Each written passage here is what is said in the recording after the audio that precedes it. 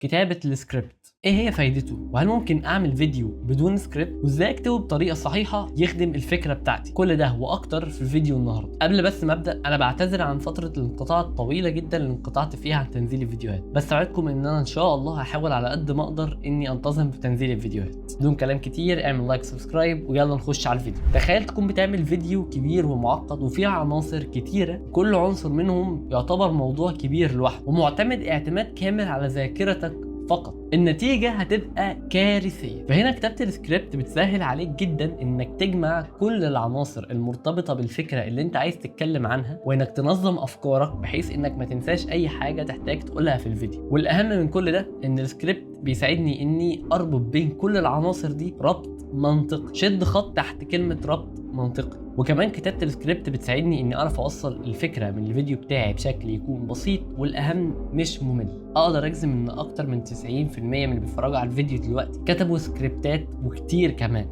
انت كتبت سكريبت وانت مش عارف. فاكر كده معايا امتحان العربي؟ فاكر سؤال موضوع التعبير كنت بتكتبه ازاي؟ بيكون في معطى وهو الفكرة، وانت كنت مهمتك انك تطلع عناصر من الفكرة دي وتكتبها، وكل عنصر منهم بتكتب عنه فقرة. دي من وجهة رأيي ابسط واسهل طريقة انك تكتب سكريبت يكون كامل. اول خطوة هنا هي انك لازم طبعا تجيب فكرة. اكيد طبعا لازم يكون عندك فكرة تتكلم عنها. طيب يا يوسف، انا برضو جبت فكرة بس مش عارف اطلع منها عناصر ازاي او اتكلم عنها ازاي. بص، الموضوع بسيط. مثلا في فيديو خطوات صناعة المحتوى كنت بتكلم فيه انك بعد ما تجيب الفكرة لازم تزنق الفكرة دي في ورقة، حرفيا تزنق الفكرة في ورقة وتبدأ تطلع منها جميع الافكار والعناصر المرتبطة بالفكرة دي، زي مثلا التصوير والمونتاج والاضاءة والصوت الى اخره. كل دي عناصر خرجت من كلمة صناعة المحتوى، وكل واحد منهم اتعمل عليه فيديو او اكتر. انت بقى كل اللي هتعمله انك هتكتب العنصر اللي عايز تعمل عنه فيديو وتبدأ تطلع منه جميع العناصر المرتبطة بيه اللي هتكتب على اساسها الفيديو. انا عن نفسي بحب الخطوة دي تكون بورقه وقلم، لاني بحب اشخبط كتير جدا، وبحس ان القلم بيساعد في ان الفكره تطلع من مخي اسهل بكتير من اني اكون حاطط ايدي على كيبورد. بعد ما تكون طلعت الافكار، في نقطه مهمه جدا جدا جدا لازم تاخد بالك منها، وهي التنسيق. لازم يكون الفيديو مرتب ترتيب منطقي.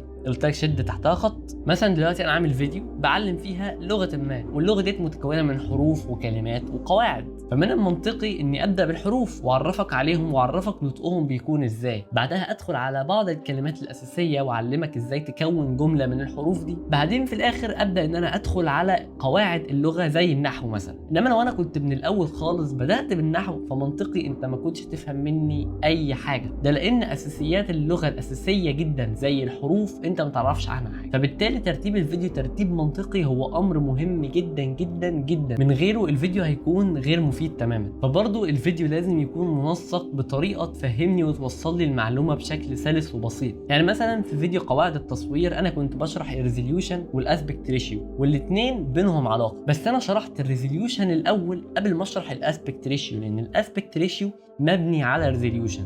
لو كنت شرحت الاسبكت ريشيو الاول ما كنتش تفهم مني حاجه، فبالتالي بدات بالريزوليوشن. وخلي بالك هي دي نقطه القوه في السكريبت. هتكتب على ايه؟ بص، مش مهم انت تكتب على ايه او ايه الطريقه، الاهم انك تختار طريقه تكون مريحه ليك، تكون انت مرتاح اثناء ما انت بتكتب. انا عن نفسي بحب اكتب على الوورد او عموما بكتب ديجيتال، لان في مرحله زي ديت بحتاج ان انا اعدل جمل كتير جدا، ان انا امسح واكتب وامسح واكتب كتير جدا. فالوورد هيساعدني بشكل كبير جدا اني اعرف اغير الجمله دي انا مسحتها وكتبتها 4 مرات علشان اختار الالفاظ اللي تكون مناسبه بشكل اكبر وتوصل المعنى بشكل احسن. وخلي بالك السكريبت هو مش قانون انت بتمشي عليه في الفيديو، لازم كل فيديو اني ارتجل واخرج عن السكريبت. واللي انا بقوله حاليا ده هو ارتجال وانا مش كاتبه في السكريبت، ده لاني نسيت اكتب نقطه الارتجال وانا بكتب السكريبت، قلت اضيفها دلوقتي كانها ارتجال. طيب الاهم، هتكتب ازاي؟ ممكن تكتب كل جمله في سطر، بحيث انك تقول جمله وتسكت وترجع تقول جمله غيرها وتسكت. اهم حاجه بس اثناء ما انت بتكتب الجمل انك ما تخليش الجمله كبيره قوي او تكون قصيره قوي، دي حاجه ترجع لك انت. بس الفكره فين؟ الفكره انه انت بتتكلم بتحتاج تتنفس، فلو الجمله كبيره قوي عليك هتلاقي نفسك انك بتجري وانت بتقول الجمله. فهنا اقسم الجمله لحجم يكون مناسب مع طريقه كلامك. انا عن نفسي مش بحب اخلي كل جمله في سطر لاني بتوه، لكني بحب احط نقط بين كل جمله والتانيه، والنقط دي هي اللي بتخليني اسكت بين كل جمله والتانيه.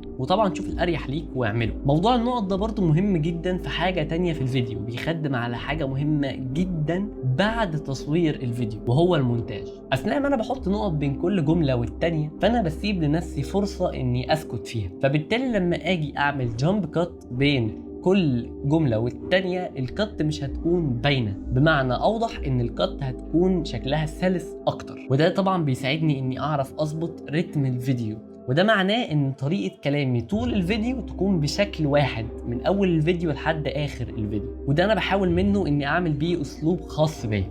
هتقرأه بقى إزاي قدام الكاميرا؟ في طرق كتيرة ممكن تعملها. ممكن مثلا إنك تطبعه على ورق وتقرأ منه، او لو انت كنت كاتبه من الاول على ورق تقرا منه على طول. ممكن برضو تسيفه كملف PDF وتنقله على موبايلك وتبدا تقرا منه. ولو انت مصري وطالب في الثانويه العامه او كنت طالب في الثانويه العامه في النظام الجديد خصوصا، فانت معاك كنز تابلت الثانويه. انا بستخدمه في كل فيديوهاتي اصلا من ساعه ما بدات، والجراب اللي جاي معاه مسهل جدا انك تعرف تحط التابلت قدامك. انما اللي باعوه بقى بالشفا.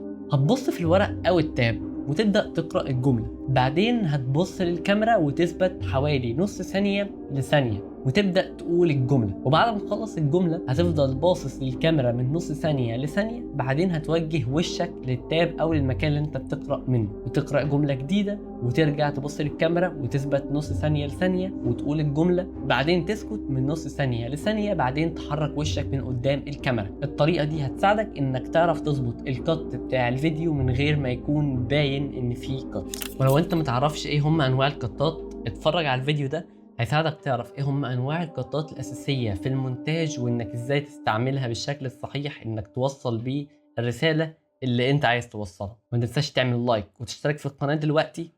سلام.